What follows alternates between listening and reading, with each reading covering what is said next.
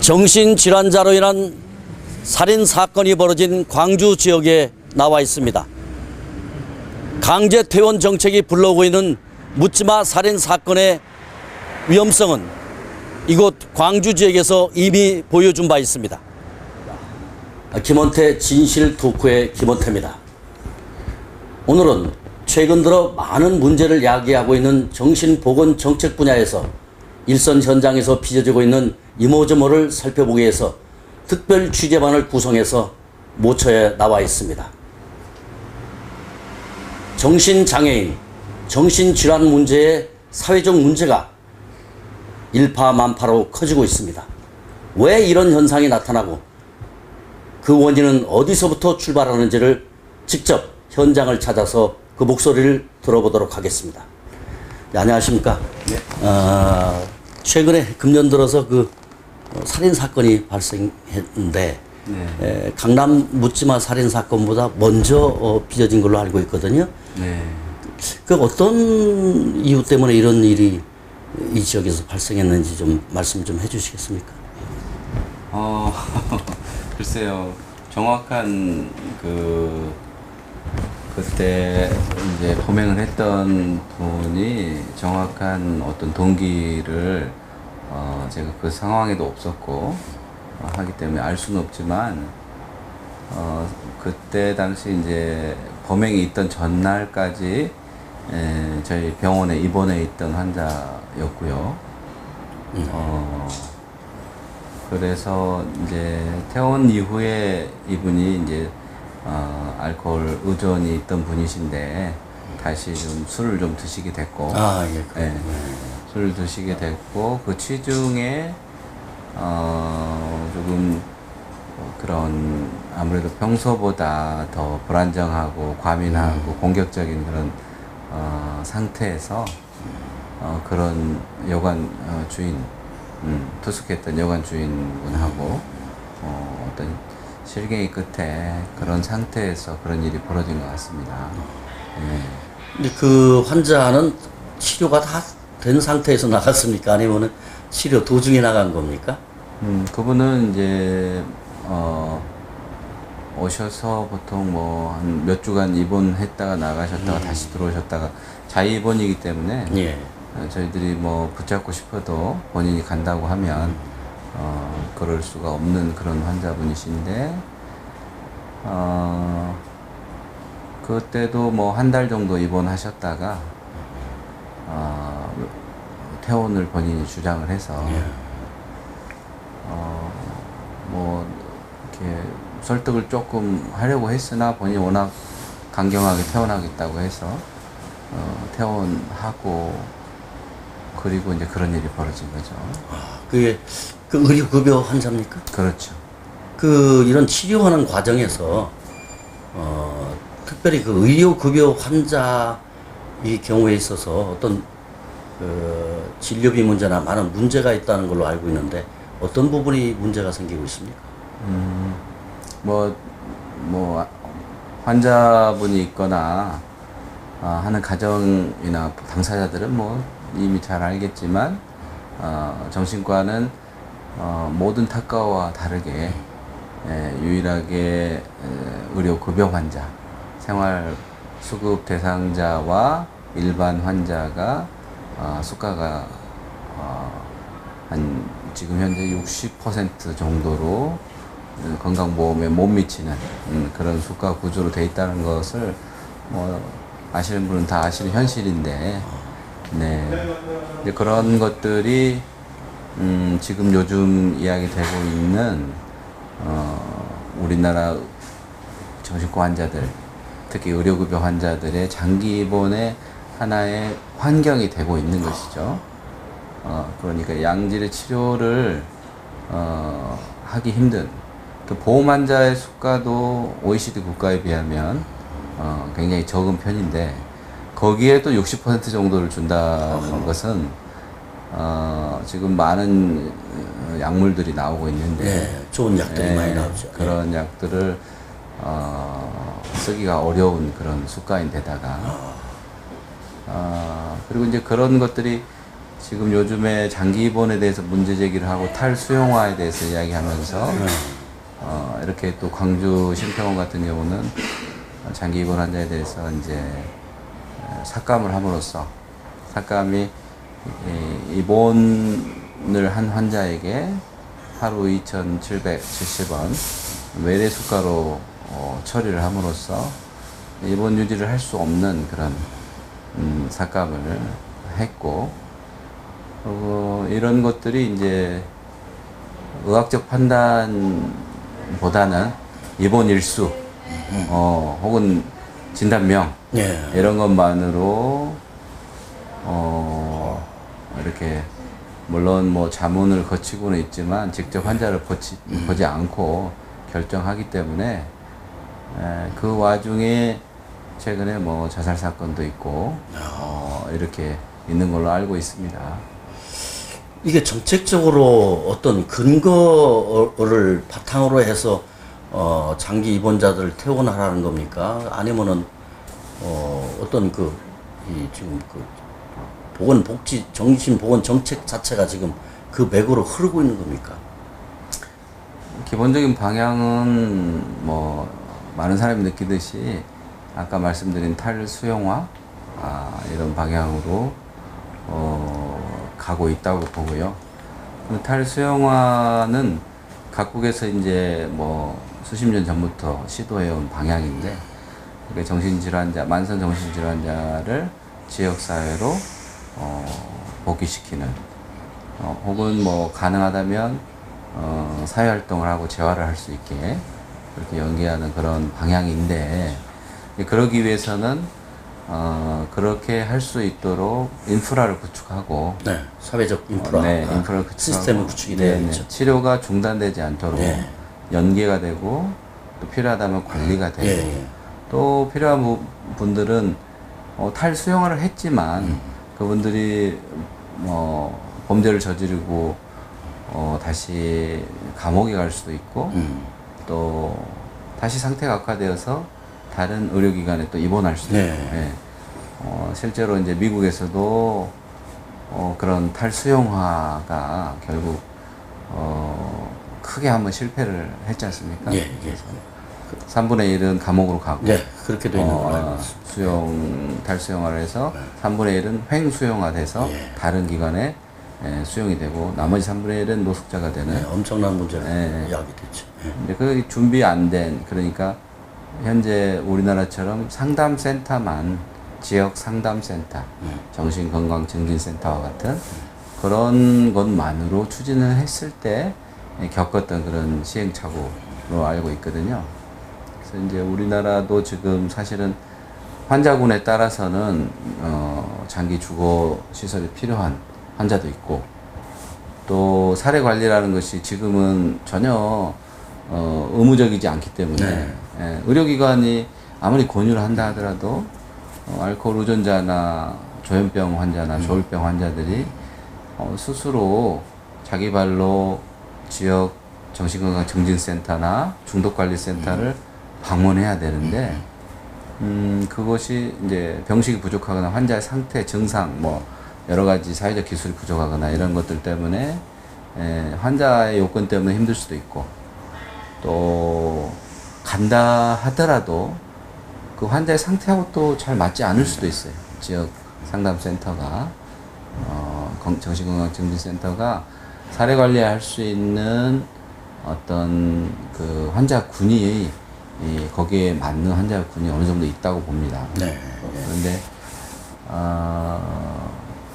뭐 알코올 중독만 하더라도 행동 문제가 심하고 음주 조절이 전혀 안 되는 상태, 퇴원은 이후에 그런 분들은 중독관리센터에서 관리하기 힘들죠. 거기에 있는 낮에 출근해서 사무실 지키는 상담 인력으로 술 마신 사람을 해독도 해야 되고, 행동 조절도 해야 되고, 막상 그런 부분에서 굉장히 그런 내담자가 오면 굉장히 고충을 겪고 있는 걸로 알고 있습니다. 더군다나 지역에 이제 자살 예방센터라든지 이런 곳에서도 주치자들, 특히 알코올 중독자 입원 치료를 했던 주치자들이 전화를 해서 자살 충동에 대한 상담을 받는 그런 비중이 큰 걸로 알고 있습니다. 예. 저 어떻습니까? 지금 현재 이런 치료도 안 된 그 환자들이 네. 탈호나 뭐 정책에 따라서 밖으로 그냥 다 내보낸다고 하면 그 사람들 어디 갈 데가 있습니까? 뭐 이제 전혀 없지는 않지요. 현재도 이제 정신 요양 시설이 있고 또 사회복귀 시설이 있습니다. 있는데 지금 현재 의료기관에 수용되어 있는 많은 만성 질환자들을 다 수용하기에는 턱없이 부족한 실정이고 그리고 또 전문성이나 어떤 시설에 예를 들자면 알코올 중독자가 중독에 맞게 재활을 하고 사회복귀를 할 수 있는 그런 전문성이 담보되어 있지 못하죠. 그렇기 때문에 자입원을 한 환자들 네. 혹은 그냥 독입을 했더라도 가족 입장에서 봤을 때 예, 예. 일반 만성 정신질환자하고 섞여서 수용되는 거에 대해서 이제 어느 정도 불편한 그런 거부감이 있는 게 현실이고 그래서 저희들이 연계를 하라고 자꾸 뭐 보건소나 정신건강증진센터에서는 권유를 하지만 환자분들의 반응은 그곳에 대한 어떤 반감, 우리가 있을 곳이 아니다. 그리고 실제로 또 알코올 의존 환자분들이 행동 문제가 많기 때문에 시설에서도 기피를 합니다. 알코올 의존자들 수용하기는 기피를 해요. 왜냐하면 여러 가지 뭐 폭력적인 행동 아니면은 다시 음주를 한다든지 이랬을 때 대처하기가 어렵기 때문에 현재 그래서 그들도 기피하고 환자도 기피하는 그래서 참 사회적으로 많은 문제 소지가 있네요. 뭐 아직까지 안타깝게도 그러면은 그 심평원이나 이런 곳에서는 밖으로 내보내라. 또 의료 급여도 외래 외래 급여입니까? 뭐 2,770원만 네. 인정해주고 나머지는 입원비를 인정 안 해준다는 거 아닙니까? 그런 사례가 지금 광주 그리고 광주 전남 전북 이렇게 해서 한 10군데 병원에서 그런 조치가 일어나는 걸로 알고 있습니다. 그러면 퇴원 문제는 의사가 퇴원을 여부를 결정짓는 거지 심평원에서 결정짓는 건 아니지 않습니까? 그렇죠. 근데 이제 뭐 민간 의료 기관으로서는 삭감을 그렇게 뭐 거의 90% 이상 삭감을 당하는 상태에서 입원을 유지할 수가 없는 거고 그 환자분들이 이제 결국은 아까 미국의 그 사례 이야기 나왔는데 이제 그런 현상이 일어나고 있습니다. 일부는 다른 또 병원이나 다른 수용 시설로 가고 일부는 그냥 배회를 하시는 거죠. 배회를 하고 모텔방이나 이런 데 좀 계시고 또 일부는 아까 뭐 질문해 주셨던 그런 사고 이런 것들이 있어서 감옥에 가신 분도 계시고 그렇습니다. 그분들이 가족들의 연도 끊어지고 사회의 지지도 본인한테 어떤 미치지 못할 때 그 다음 어떻게 될 거라는 거에 대한 그런 경험들을 우리가 많이 했기 때문에 그런 것들이 우려가 되는 것입니다. 지금은 아직까지는 우리 병원에서 그렇게 삭감이 돼서 퇴원한 경우에 환자분들이 나는 도저히 병원이 아니면 생존하기 힘들다 해서 다른 병원에 가면 아직까지는 가능합니다. 그런데 이제 그거에 대해서도 그것마저도 이제 관리를 앞으로는 해가는 방향이기 때문에 이렇게 인프라가 준비 안 된 이 사회에 그런 환자들이 노출되는 무방비 상태로 그런 모든 환자군을 그렇게 해석할 수는 없지만 그런 환자군들이 분명히 존재한다는 것이 사회 안전에도 혹은 정신 건강의 전체적인 어떤 그 현실에도 지금 우려되는 그런 부분이죠. 그 정신 분야 의료급여 환자만 이렇게 그 차별을 두는 이유가 뭘까요?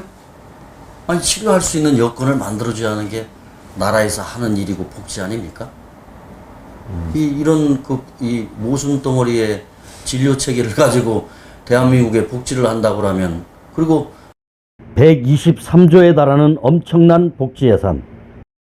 우리나라 예산 중에 제일 많은 게 복지 예산입니다. 네. 근데 돈이 없다고, 이건 또 앞뒤가 안 맞는 거 아니에요? 그렇죠.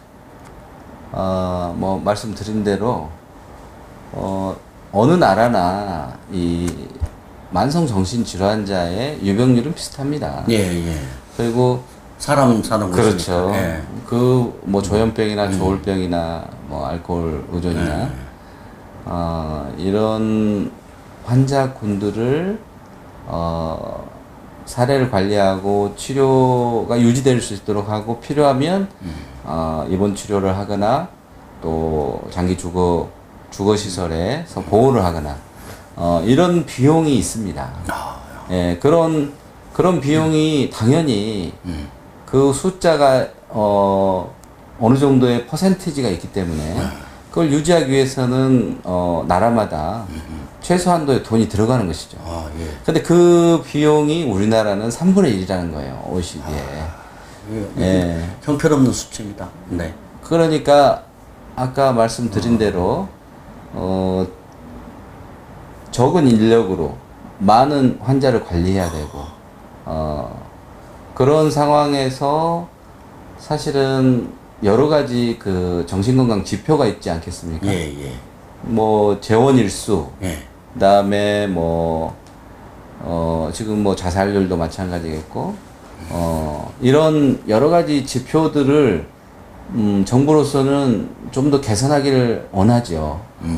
지표가 개선이 돼야 또 그것이 하나의 성과일 테니까. 그렇다면은 그 지표 개선을 위한 가장 근본적인 방법은 투자를 하는 겁니다. 최소한 OECD 평균만큼은 인풋을 투입을 해야 치료의 어떤 체계도 바뀌고 지금 염려하고 있는 장기 입원 중심의 그런 입원 행태도 바뀌어갈 수 있는 것이죠.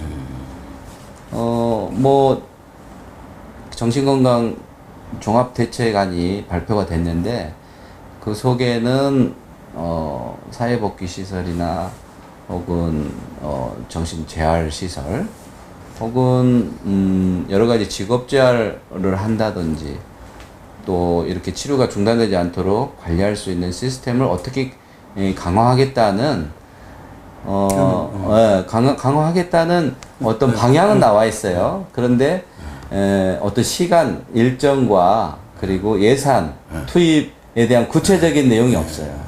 강론이. 그렇죠. 그래서 그런데 그런 와중에 지금 장기 입원 환자들이 지금 삭감을 당하고 있고, 광주는 삭감을 당하고 있고, 또 용인 정신병원 같은 곳에서는 그런 이유로 대량으로 지금 강제 퇴원이 되고 있는데, 이게 이제 앞으로 계속 뭐 진행될 거라는 그것이 문제입니다. 그것이 심각하네. 우리나라의 재원 일수, 장기 입원 환자의 정신질환자의 재원 일수는 줄겠지만 치료 안 된 상태에서 나가야 하는 거 아닙니까?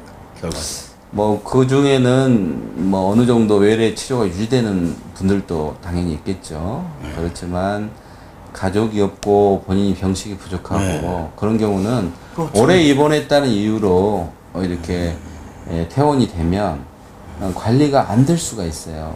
이게 지금 거의 퇴원은 의사가 하는 것처럼 보이지만 겉으로는 내용으로 들어갔을 때는 결국은 심평원이 강압적인 그런 보건 정책을 이끌고 있으면서 병원들을 치기 때문에 그런 거 아니겠느냐. 그리고 모든 책임을 자기들은 빠지고 강제 퇴원을 시키는 것이 바로 병원들이 하는 지식이다라고 하는 식으로 희석시켜서 사회화시키고 있거든요. 근데 사실상 지금 전국적으로 많은 병원들이 10% 30명석 또는 뭐 상당수 인원들을 지금 내보내고 있고 용인병원도 그런 현상 속에서 하나로 지금 보고 있거든요. 네. 지금 어떻습니까? 지금 이런 이 법을 바꾸는 것도 중요하지만은 기본적인 인프라가 구축된 상태에서 어떤 퇴원도 논하게 되고 또 양질의 진료를 받아서 어느 정도 치료도 환경도 맞춰준 상태에서 이런 어떤 제도가 시행되고 정책이 시행돼야 하는데 지금 현재는 그냥 뭐 내보내라 이거 아닙니까? 그렇죠. 말씀하신 대로 일선에서 일하는 정신보건 종사자, 정신건강의학과 전문의를 비롯해서 그렇게 장기 의료 급여 환자를 외래 수가로 삭감을 해서 퇴원을 시키는 순간에 저희들이 겪어야 하는 고충은 뭐냐면 첫째는 그거를 퇴원을 당해야 되는 환자한테 이해를 시켜야 됩니다. 또 보호자가 있다면 가족이 있다면 이해를 시켜야 돼요. 당연히 반발하죠. 왜 그동안 그런 문제가 없었는데 퇴원을 해야 되느냐. 그리고 문제가 생기면 너희들이 책임져라는 목소리가 있습니다. 그런데 이제 이 부분을 사실은 이 환자는 이런 이유로 그동안 입원해 왔고 나가서 이런 것들 우려된다는 내용을 제출을 합니다. 네. 근데 그런 소명들이 지금까지 받아들여진 건이 하나도 없다는 것이죠.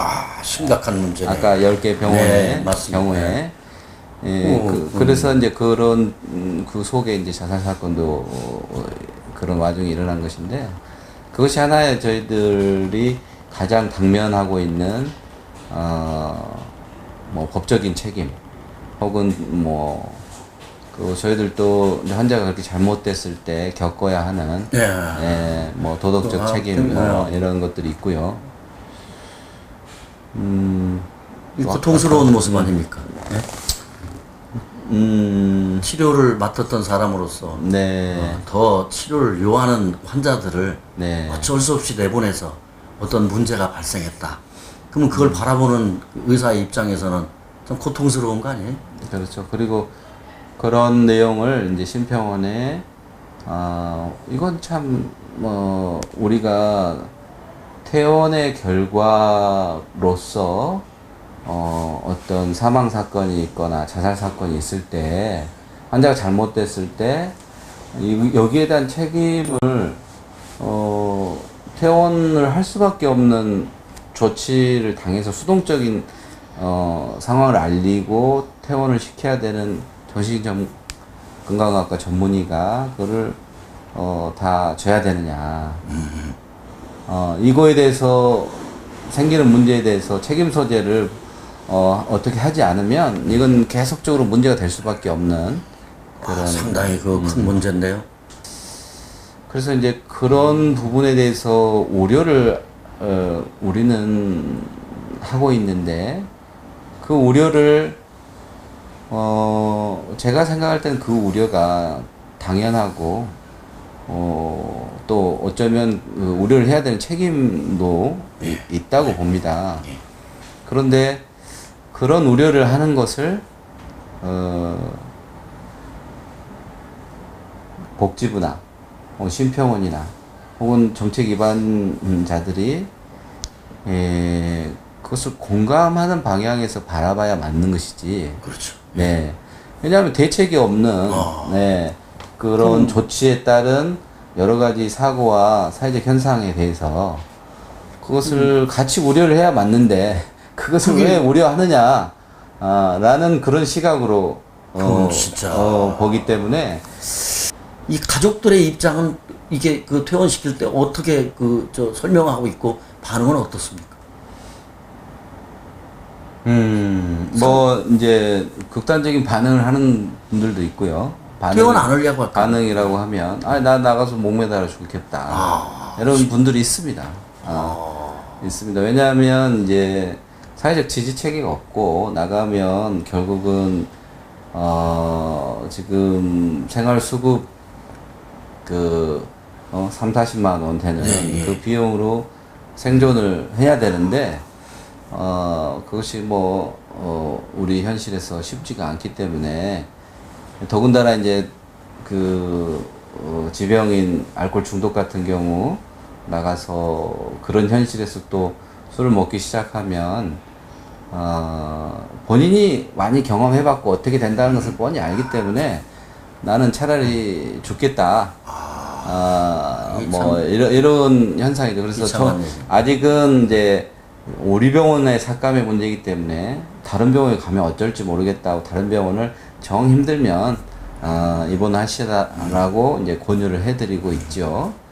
어떻습니까? 일선에서 진료하시는 분들은 지금 어떤 심경이고 앞으로 이게 어떻게 돼야 할지, 지금 이 상태가 바로 올바른 건지.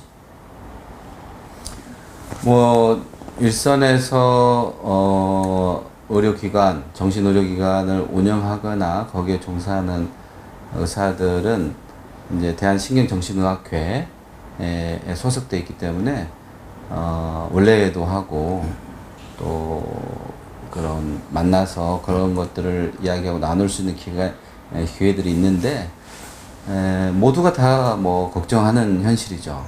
네.